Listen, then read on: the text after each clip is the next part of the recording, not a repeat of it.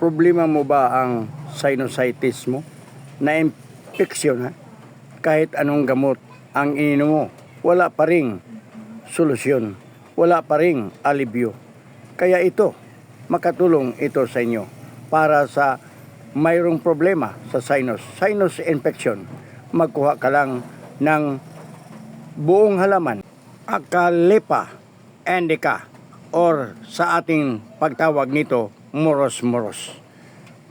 Haluan mo ng 3 basong tubig, pakuluan mo ng 5 minutes, at inumin mo 3 times a day.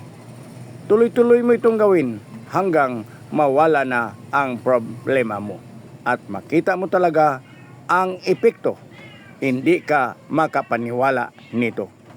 Kung may makilala ka na may problema sa sinusitis, pakishare sa kanila para makatulong tayo sa kanila. Hindi ko kayo pinilit maniwala sa akin content, kundi bigyan ko lang kayong mapagpilian at sa mga taong gusto ng alternatibong pamaraan. Please like, follow, and share. Subscribe my YouTube channel.